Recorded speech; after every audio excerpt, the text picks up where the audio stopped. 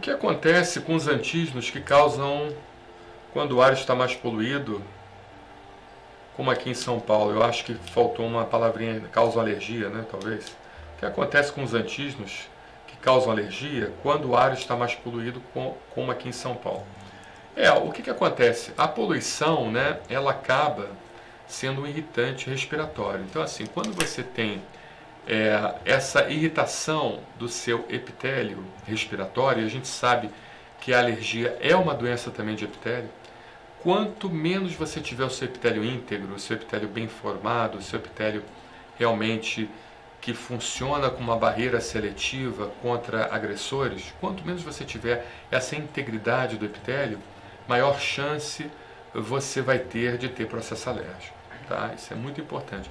E o processo irritativo provocado pelo dióxido de enxofre, que é eliminado pela queima dos combustíveis fósseis, provocado pelas micropartículas, né, que por trauma acabam inflamando o nosso epitélio respiratório, a própria ação irritativa da fuligem, tudo isso, então acaba afetando o epitélio, aumentando a chance de você ter o processo alérgico, porque você vai não ser mais tão seletivo, né, contra o alérgeno, ou seja, ele vai entrar em contato com as suas narinas, com a sua garganta, com seus brônquios, e aquilo ali vai penetrar com mais facilidade dentro do organismo e vai induzir uma resposta imunológica exacerbada, fazendo com que você se sensibilize então com mais facilidade ao alérgeno. Essa é a primeira explicação em relação da ligação da poluição com o aumento das alergias. A segunda explicação é que a poluição de combustíveis fósseis,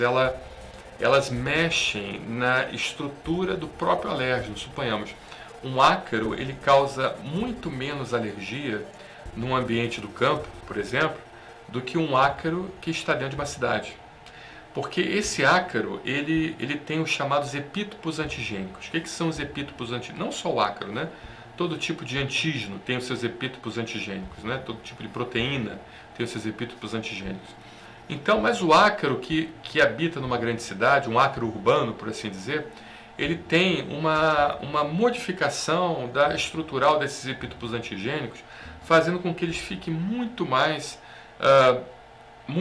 ativos, né, para o sistema imunológico, fazendo então com que o paciente desenvolva mais alergia, ou seja, ele amplifica o potencial alergênico, a poluição amplifica o potencial alergênico do alérgeno aqui nas grandes cidades. Eu estou no Rio de Janeiro, vocês estão em São Paulo, nós ainda temos os ventos alísios, né, do mar, que levam embora a poluição. Vocês não têm isso, que pena, né?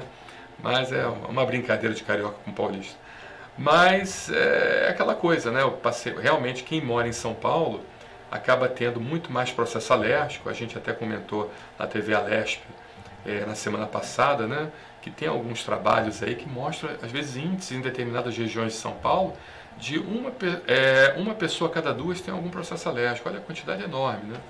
Isso aí são trabalhos ainda não muita relevância, mas a gente tem ouvido falar sobre isso. Porque a gente sabe que hoje 35% da população mundial, ou seja, um terço da população do Brasil, população do mundo, tem algum tipo de processo alérgico. É muita gente, né?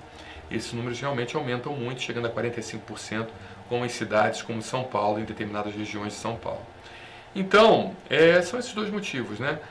O aumento do potencial alergênico do antígeno, que a poluição ela proporciona, e também a questão da agressão da poluição no epitélio respiratório. Tá bom?